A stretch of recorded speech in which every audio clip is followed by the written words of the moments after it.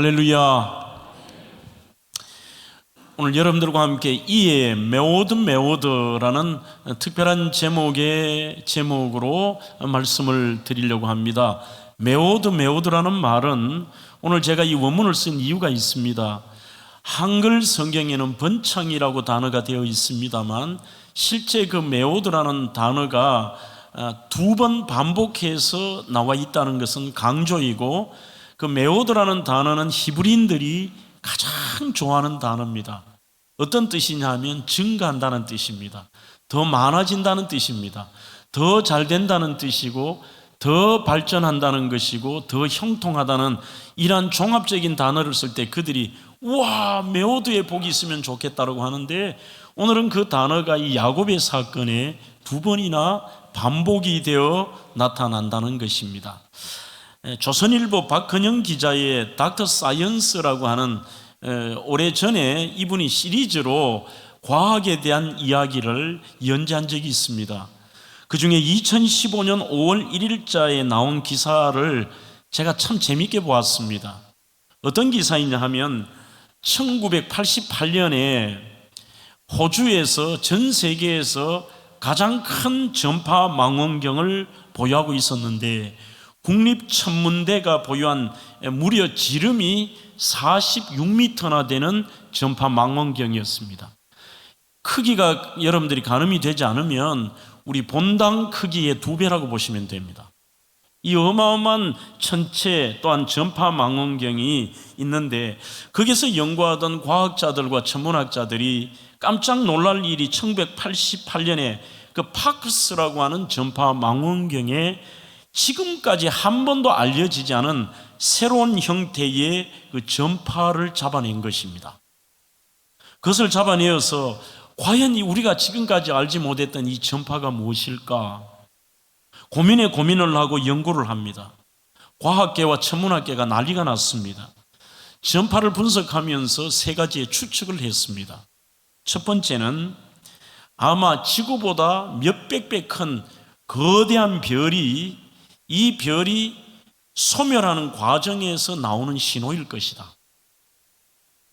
두 번째 학설은 이전에 미처 발견하지 못한 새로운 대기 현상, 이 우주의 대기, 지구나 우주의 대기 현상이 아닐까라고 추정을 합니다.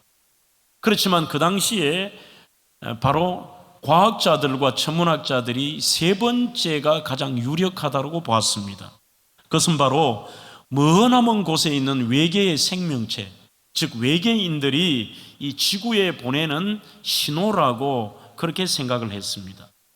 이 신호는 1988년에 한 번 이루어지고 사라진 게 아니라 그 해에도 매 이렇게 여러 차례 꾸준히 감지가 되었고, 그 다음 해도 꾸준히 감지가 되었습니다.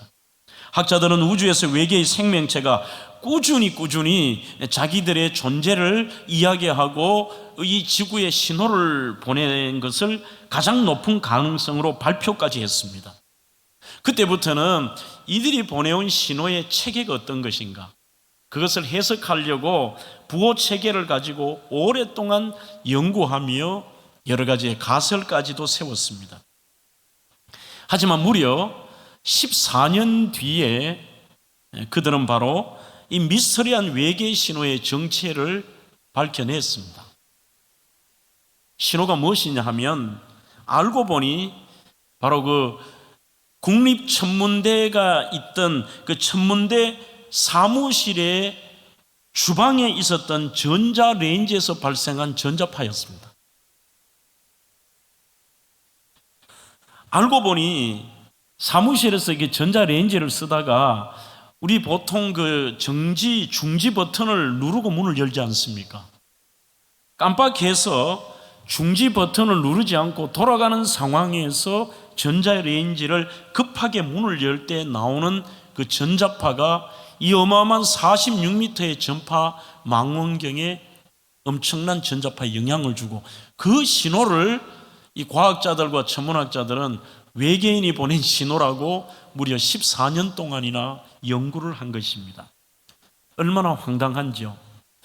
저는 2015년에 이 신문의 기사를 스크랩을 하면서 혼자 참 인생의 많은 어리석음을 생각하기도 하고 사람들이 그렇게도 맹신하는 과학이 얼마나 때로는 어리석은 모습을 보일 수 있느냐도 생각해 보았습니다.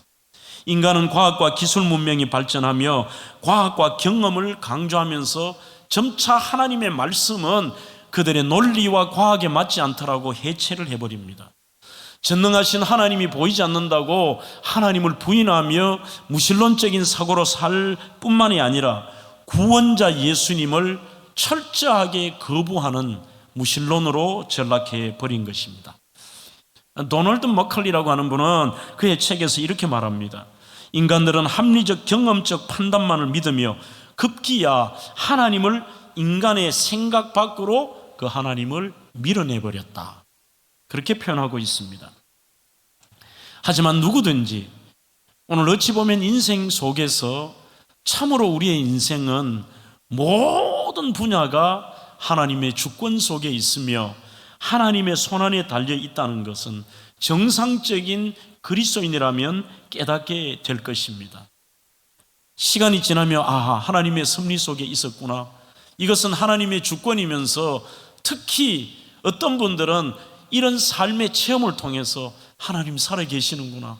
이것은 하나님이 하셨다라고 밖에 그들이 증명할 수 없어 그 하나님 앞에 굴복하는 모습을 보기도 합니다. 사람들은 자기의 논리와 경험을 가지고 지식을 가지고 살다가 어떤 사건들이 겹쳐지고 계속이 되면 결국은 하나님 앞에 항복하고 또 불가항력적인 일을 만나면 더더욱 그렇습니다. 도저히 인간의 과학과 의술과 어떤 방법으로 되지 않을 때에 사람들은 그것을 초자연적이라고 하는 어리석은 말을 하기도 하고 기적이라고 하지만 우리는 하나님의 은혜로 그러한 것들을 경험하면서 더욱더 하나님과 동행하는 삶을 사는 것입니다. 그런 대표적인 한 인물이 있습니다. 오늘 본문의 야곱이라고 하는 인물입니다. 저는 희한하게도 우리의 믿음의 조상인 아브라함과 이삭과 야곱, 요셉 그러한 인물 중에 그래도 야곱이 참 좋습니다. 대단히 탁월해서가 아니라 진짜 우리와 비슷하기 때문입니다.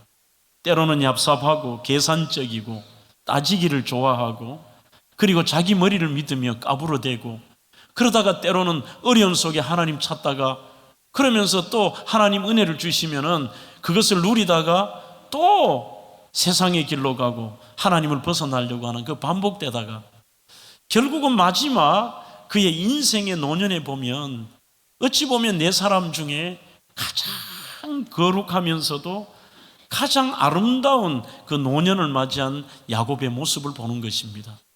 야곱은 어머니의 뱃속에서부터 약탈자였습니다. 형의 것을 뺏으려고 하고 집착했던 사람이었습니다. 태어나도 그의 이름이 뒤꿈치를 잡고 약탈자라는 뜻을 가지고 있습니다. 여러분들이 아시다시피 그 형의 장자권을 뺏으려고 어머니와 공모를 해서 늙은 아버지와 형을 속임으로 형이 동생을 죽이려고 합니다. 창세기 27장 41절에 보시면 내가 내 아우 야곱을 죽이리라고 얘기합니다. 어쩔 수 없이 자기 잔머리로 형의 그 축복 장자권을 뺏으려고 하다가 오히려 죽음의 위기 속에 도망자의 신세가 됩니다. 가다가 척박한 돌뿐인 베델이라고 하는 곳에서 돌베개를 재고 웅크리고 자고 있을 때에 주님이 찾아오셨습니다. 여전히 하나님은 그를 포기하지 않으시고 그를 추적하셨고 그를 만나 주셨습니다. 더 나아가서 이 야곱에게 놀라운 새로운 희망과 약속을 주시고 이 희망 붙들고 네 인생 포기하지 말라고 격려하셨습니다. 그것을 붙들고 드디어 800km나 떨어진 외삼촌 라반의 집에 갑니다. 그 외삼촌의 집에 갔습니다만 인생이 만만치가 않습니다. 여러분들 참으로 자기가 한 일에 대해서 자기가 당할 때가 많은데 지금까지 그렇게 남을 속였던 야곱이 이번에는 철저하게 외삼촌을 통해 속임을 받습니다. 사랑하는 여인을 얻기 위하여서 너 봉사하면은 너에게 라헬을 주겠다고 약속해놔놓고 그 둘째 딸 라헬은 주지 않고 정말 못생기고 문제가 있는 큰 딸을 텐트 속에 집어넣기도 하고 또 잘못되게 속이면서 7년 일하게 만들고 속임을 당하는 20년이었습니다. 그런 우여곡절 끝에 그래도 꿈에 그리던 사랑하는 아내 라헬도 결혼하고 레아를 통해서는 그 당시에 재산이라고 할 수 있는 수많은 아들들도 놓고 심지어 사랑하는 라헬을 통해서 요셉도 낳았습니다. 이제 살만했습니다. 그런데 그때 하나님께서 찾아오셨습니다. 야곱아, 너가 있을 곳이 이곳이 아니다. 너와 내가 약속했던 그 땅으로 가라고 말씀합니다. 드디어 그가 가려고 하는데 문제가 있습니다.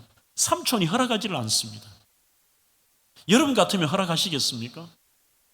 성경에 보면 이 야곱 때문에 삼촌이 복을 받습니다.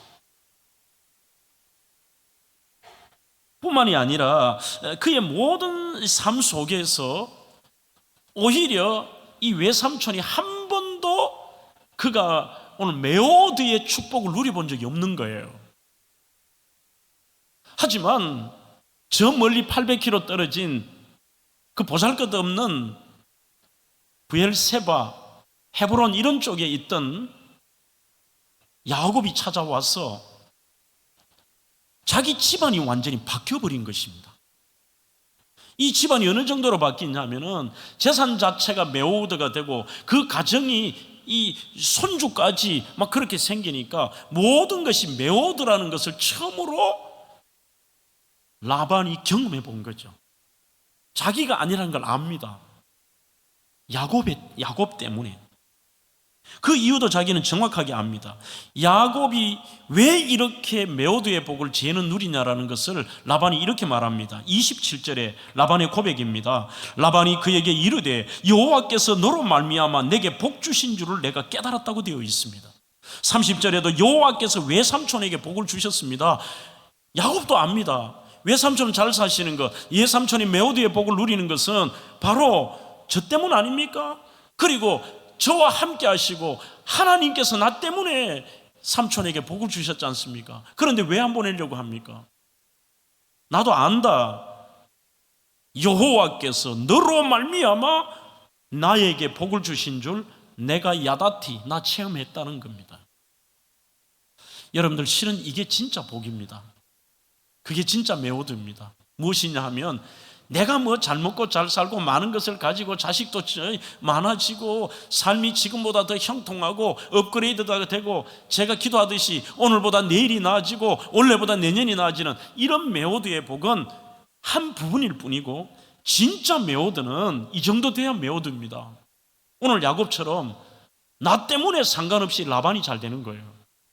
나 때문에 내 이웃이 잘 되고 내가 간 그곳이 잘 되는 것입니다. 이번 주도 제가 그런 일을 우리 교육자하고 경험을 했습니다.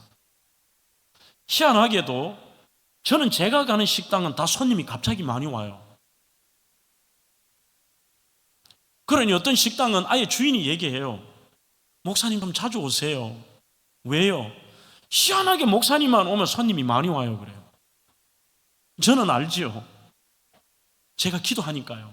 가면 하나님 그래도 오늘 주의 종들이 식사하는 이 식당이 잘 되게 해달라 그러고 우리가 어디를 가도 마찬가지입니다. 나 때문에 남이 잘 되는 복이 있잖아요. 그리고 더 나아가서 오늘 믿음이 없고 인간적인 욕심만 있었던 라반의 입에서 여호와의 이름이 나오는 겁니다. 여호와께서 너로 말미암아 나에게 복 주신 줄을 내가 야다티 했어라는 겁니다. 제가 군에서도 그런 경험을 한번 했습니다. 나는 이분 이름을 꼭 밝히고 싶어요. 하도 나를 괴롭혀가지고. 학사 2기 권영준 소령. 얼마나 괴롭히는지요. 막말을 하고 훈련할 때 자기 작전 장교할 때 일부러 우리 중대는 힘들게 만들고요. 그러면서 자기 입으로 얘기해요. 여기 매일 묵주 차고 다니는데 이래요. 나는 너 다른 거 뭐 일 잘하고 니 뭐 다 필요 없대요. 니 뭐 다 필요 없고 니는 예수 믿는 그것 자체로 니는 재수 없다고 얘기하더라고요. 그러니까 예수 믿는 것 때문에 날마다 괴롭혀요. 훈련과 인간적인 모욕 정도가 아니라 나중에는 강제로 앉혀놓고 입에 막 벌리고 술을 먹이려고 하고 막 장교들끼리 왜 이 뭐 상상을 초월하더라고요. 이게. 그런데 저희 부대에서 살인 사건이 있었습니다. 살인사건이 어떤 경우냐 하면 갓 중사를 단번하고 병장하고가 갈등이 생겨서 아침 점호를 하는데 이 병장이 그 중사를 놀린 거예요. 놀리니까 그 중사가 계급은 더 높은데 그럴 수 있느냐. 참다 한데 이 아이가 식당에 가서 그 칼을 가지고 와서 그대로 찔러버렸어요. 병원에 실려가는 도중에 죽었습니다. 참 가슴 아픈 얘기인데 그때 저는 대구에 휴가를 와 있었습니다. 저는 그때 휴가 일정이 아니었습니다. 우리 그 본부대장 하는 분하고 그때 인사를 보고 있던 분이 자꾸 저보고 근무를 좀 휴가를 바꿔달라는 겁니다. 자기들 좋을 때 가려고 하는 거죠. 그러니 제가 예수 믿는 걸 악용하는 거예요. 쟤는 예수 믿으니까 뭐든지 양보할 거라는, 뭐 그렇게 살았으니까요. 양보를 해줬습니다. 제 휴가가 아니라 이렇게 내려와서 그때 집사람하고 저희 집에 어머니 아파트에 저녁에 있었습니다. 그 와서 그날 하루 자고 그 다음 날이었는데 부대 대대장님께 전화가 왔어요. 저보고 빨리 부대로 오라는 것입니다. 그 이유가 이 살인사건 때문에 부대가 초토화돼 버렸고 대대장은 가택연금, 해당되는 본부대장은 바로 구속, 그날 일찍 사령 섰던 사람도 구속, 뭐 이러면서 부대가 초토화가 됐는데 그때 저를 괴롭혔던 그 권영준 소령도 부대에서 대기를 하는데 이 사람도 관련이 돼서 이 업무를 못 보는 거예요. 부대 해결을 못 해요.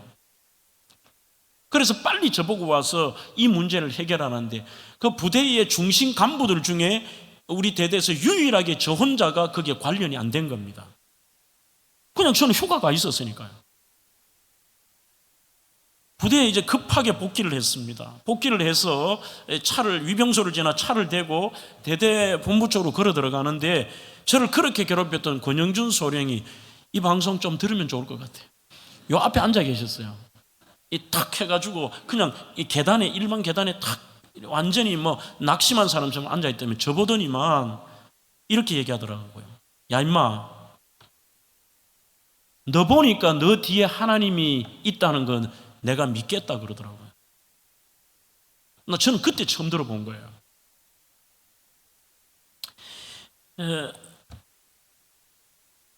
그분 입에서 하나님이라는 단어가 나올 줄은 상상을 못했습니다.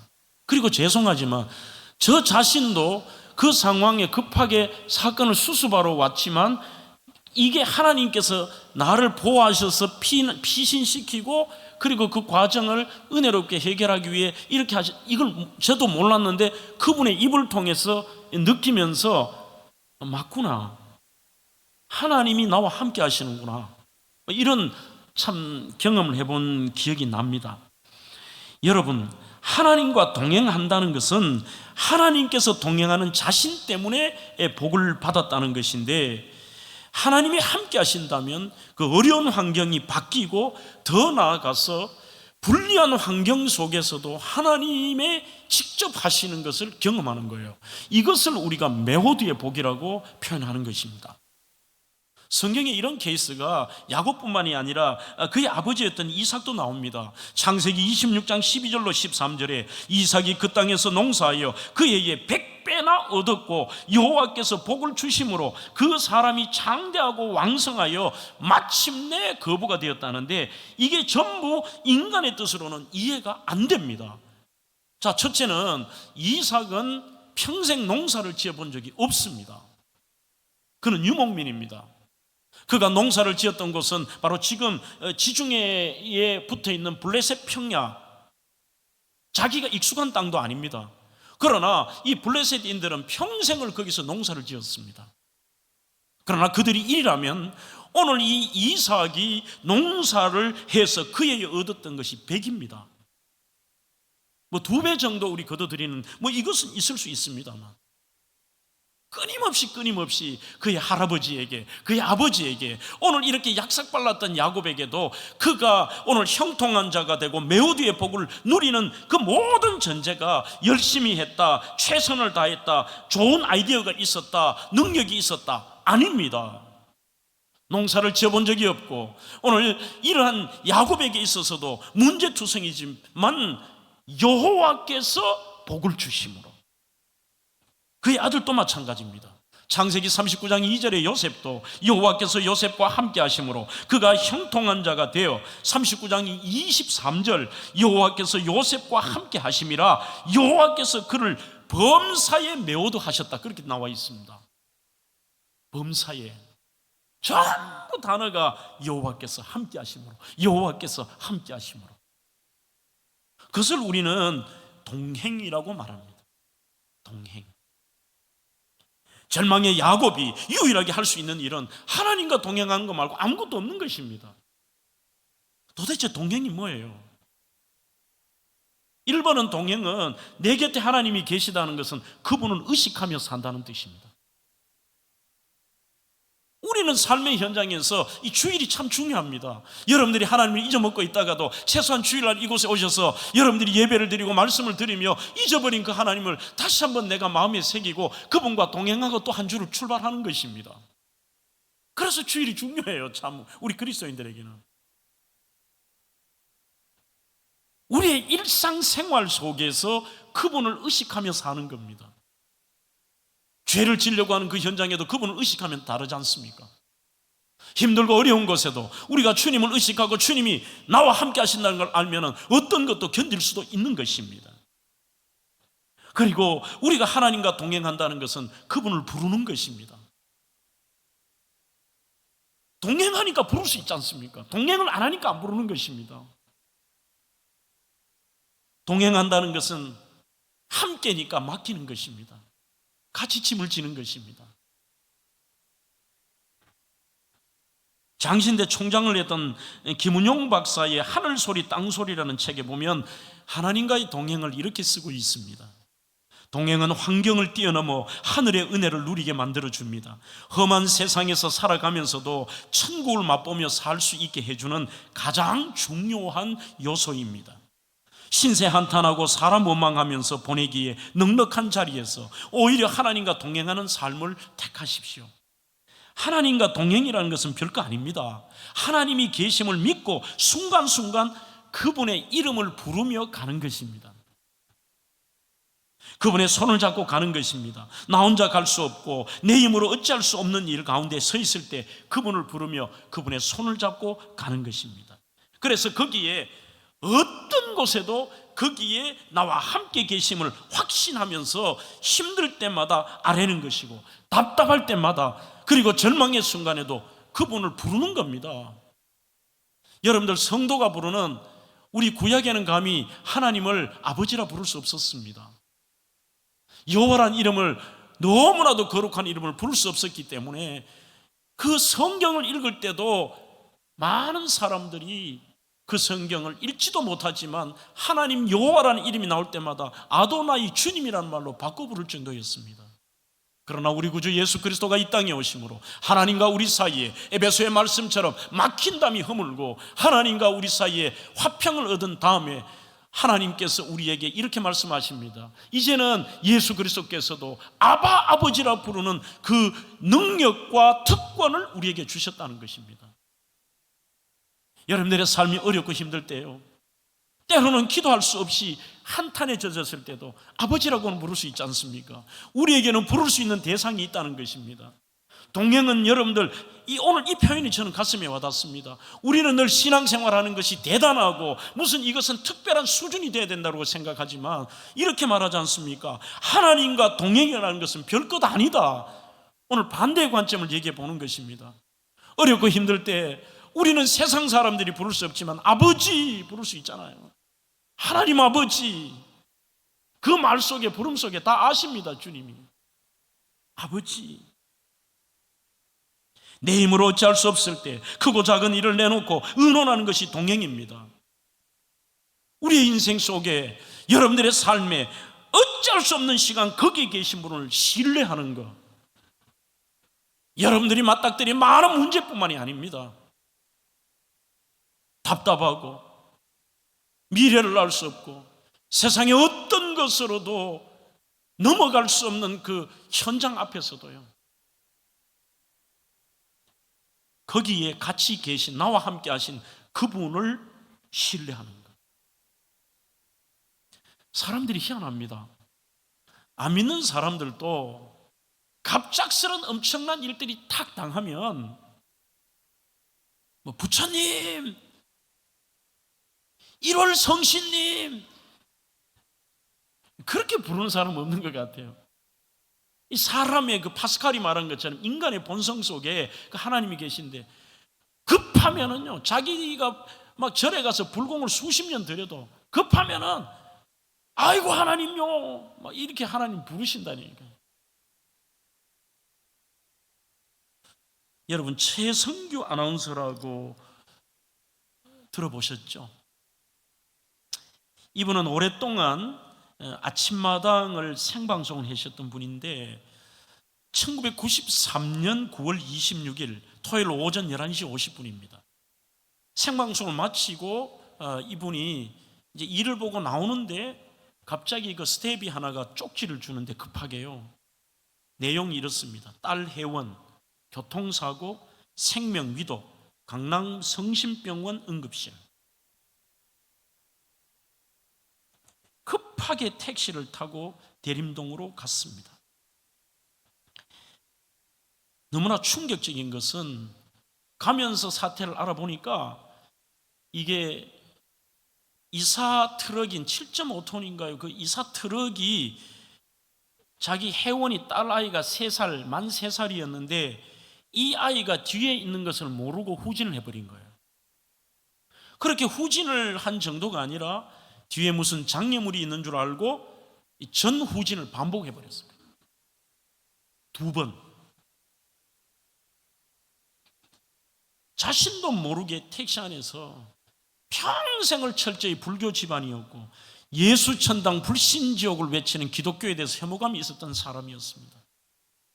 앞에 기사가 중요하지 않습니다. 하나님 도와주세요. 내 딸 살려주세요.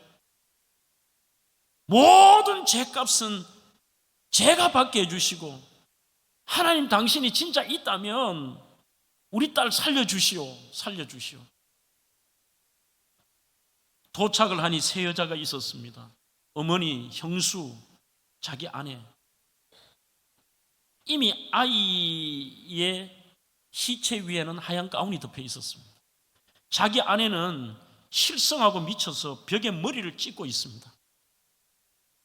한 번 더 그 자리에서 누가 보는 게 중요하지 않습니다. 하나님, 이 아이 살려주시오. 살려주시오. 살려주신다면 무엇이든지 할 테니 좀 살려주시오. 그렇게 부르짖었습니다. 갑자기 마음에 아이를 안아야 되겠다는 생각을 들고 신천을 치우고 이 아이를 꽉 안았습니다.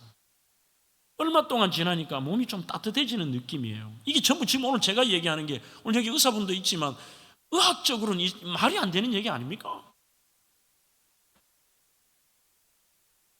그리고 손가락을, 얘가 숨이 안 쉬니까 손가락을 목에 이렇게 넣었어요. 핏덩어리가 자기 가슴에 확 내뱉는데 얘가 아주 숨을 가느다랗게 쉬더니만 의식이 회복이 된 거예요. 물론 그때 이후에 바로 이 아이가 정상이 된 것은 아닙니다. 살아난 다음에 몇 년에 걸쳐서 병원에서 재활 치료를 받았습니다. 결론 지금은 아주 건강한 성인이 되어 살아가고 있습니다. 이분은 이때 이후로 일반의 방송을 내려놓고 현재까지도 이 CTS 보셨겠습니다만 내가 매일 기쁘게를 진행하고 거의 매주 노숙인 선교센터에서 해돋는 마을 봉사라고 하는 이 밥을 퍼주고 주님 앞에 그 은혜에 보답하는 삶을 살고 있습니다. 오늘 저는 이 최성규 아나운서를 통해서 한 번 더 여러분들에게 말씀을 드리고 싶습니다. 동행이라는 것은 별것이 아닙니다. 여러분들의 삶에 맞닥뜨린 수많은 과정 속에 그분을 부르며 사는 겁니다. 그리고 그분께 맡기고 그분을 의식하며 사는 것. 그것이 바로 우리가 첫 번째 메오드의 축복을 누릴 수 있는 방법입니다. 두 번째, 이 메호드의 은혜는 무엇을 보고 무엇을 말하느냐라고 하는 그 바라봄의 법칙이 또 대단히 중요하다는 것을 본문에서 알 수가 있습니다. 25절로 26절, 라반에게서 떠나려는 야곱에게 이렇게 얘기합니다. 야곱아, 야곱아, 떠나지 말아다오. 너 때문에 내가 이런 복을 받았는데 너 떠나면 안 된다. 너도 여기 있으면 괜찮잖아. 그러자 야곱이 지금까지 내가 일했던 삭슬 달라고 얘기합니다. 약삭바른 이 라반이 주겠습니까? 주지 않습니다. 그때 33절로 35절에서 야곱이 아주 독특한 제안을 합니다. 염소든 양이든 쉽게 말해서 삼촌, 이렇게 하면 삼촌 손해보는 거 없잖아요. 제 제안을 받아주시면 좋겠습니다. 지금부터 자, 양을 예를 들겠습니다. 성경에 나온 대로 양이 새끼를 놓으면, 쉽게 말하면 돌연변이는 제가 하고 정상적인 양은 삼촌이 다 하십시오. 이 괜찮은 계약 아닙니까? 그랬습니다. 자, 그러면 어떤 내용이냐? 소위 새끼 양을 놓으면은 얼룩 찌고 그 다음에는 검은 거, 이런 것들은 제가 하겠습니다. 여러분들, 양은 모든 양이 하얀 줄 아시죠? 오늘 사진에 보는 것처럼 양들도 저렇게 검었고 얼룩얼룩한 양들, 심지어는요 전체가 까만 양도 한 번씩 나옵니다. 그러니 이런 양은 제가 하고 나머지 하얀 모든 정상적인 양 하라고 하니까 라반이 신이 난 겁니다. 거기다 사람 잔머리 쓰는 사람들은 더 치밀하게 잔머리를 쓰죠. 성경에 나와 있습니다. 자기 아들들을 라반이 부릅니다. 아들들아, 이리 와봐라. 지금 너 사촌 야곱이 이런 제의를 했다. 싹스를 달라고. 이 웃기지 않나? 그렇지만 우리 철저하게 한번 하자. 지금 우리가 가지고 있는 양들 중에서 얼룩덜룩하고 검은 것들이 있지, 전부 한 자리에 모아가지고 멀리 이 양들을 치워버려라. 혹시 얘들하고 교미 못하도록. 성경에는 그 거리가 얼마냐? 사흘 길을 완전히 멀리 보내버립니다. 아예 이런 양이 태어나지 못하도록 씨를 말려버린 것입니다. 이때부터 36절로 39절에 희한하게 야곱이 과학적으로 이해되지 않는 일들을 벌입니다. 오늘 본문에는 여러 나무가 등장을 합니다. 야곱이 버드나무와 살구나무와 신풍나무에 푸른 가지를 가져다가 그것들의 껍질을 벗겨 흰무늬를 내고 그 껍질 벗긴 가지를 양떼가 와서 먹는 개천의 물구유에 세웠다고 되어 있습니다. 그러니 지금 여기에 나온 나무들이 특별한 나무는 아닙니다. 당시에 거기에서 구하기 쉬운 나무들입니다. 이 나무들을 꺾어 가지고 와서 그 나무를 벗기는데 다 쭉쭉 벗기는 게 아니라 얼룩덜룩하게 하얀 게 드러나도록 얼룩덜룩하게 그것을 벗겨내는 거예요. 그리고 그것을 양들이 물을 먹는 물가에 물교를 만들어 놓은 곳에 그것을 이렇게 꼽아 놓은 것이죠. 무슨 미신이야? 그게 아닙니다. 한마디로 자기가 얼룩덜룩하고 검은 것이 자기 양인데 그 양들에게 그것을 보게 한 것입니다. 사람들도 마찬가지입니다. 여러분들이 무엇을 보고 무엇을 말하느냐가 여러분들의 미래입니다. 사람들이 계속 어떤 것을 보고 어떤 것을 말하면 자기도 모르게 그게 나와요. 어떤 판사님이 이렇다 그러지 않습니까? 판사님에게 주례를 부탁하니까 그날 주례를 하시면서 피고 김철호 군과 원고 이난희 양의 결혼을 축하한다고 그러고요. 매일 보는 것은 여전도회 회장님이 아파트 뭐 이런 것만 보는 여전도회 회장님이 예배 인도하면서 전도회 때 그러시더래요. 자, 오늘 아파트 105동 부르겠습니다. 이게 입에 붙어 있는 거지. 늘 보면은 그것이 미래라는 것은 결국 자신이 보는 것이 현실이 됩니다. 그 더 이상은 나올 수도 없고 결국은 보는 것으로 따라갑니다. 보지 않는 것이 현실이 되지는 않습니다. 양조차도 자꾸 보니 그런 모양대로 새끼를 낳는데 히브리서 11장 10절에도 믿음은 바라는 것들의 실상이고 보지 못하는 것의 증거라고 말씀하고 있습니다. 야곱은 마음속의 소원을 나뭇가지에 그리고 있는 것입니다. 자기도 그것을 보고 있습니다. 이것은 물론 이 부분 지금까지는 성경에 나온 대로고 이 부분은 장 목사 해석입니다. 여러분들 이거 깎으면서 그가 그것을 보면서 그래, 자 이대로 나와라, 재수 있으면 나온다 이랬겠습니까? 하나님과 동행한다면 그분을 불렀을 겁니다. 하나님, 사람은 할 수 없을지라도 이런 불가능한 제안을 해야 저분이 받아들입니다. 하나님, 이렇게 제가 오늘 보고 있는, 제가 그리는 이 얼룩덜룩한 것 주님 주십시오. 주님의 방법으로 주십시오. 오늘 그는 그의 미래를 보는 것입니다.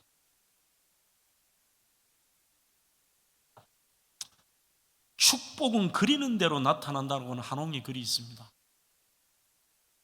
요즘은 좀 제가 청년들에게 이 말씀을 드리고 싶습니다. 좀 자신에 대해서 내가 부족하고 내가 연약해도 내가 연약할수록 더욱 귀히 여기사, 우리를 귀히 여기시고 우리를 메워다 하실 수 있는 그분에 대해서 좀 여러분들이 믿는다면 오늘 이 시대 청년들도 좀 여러분들의 미래에 대한 불가능한 그림을 저는 좀 많이 그리면 좋을 것 같아요. 너무 요즘은 안 그려요. 안 그려. 자기가 알아서 포기하고 인간적으로 자기가 계산하고 뭐 이렇잖아요.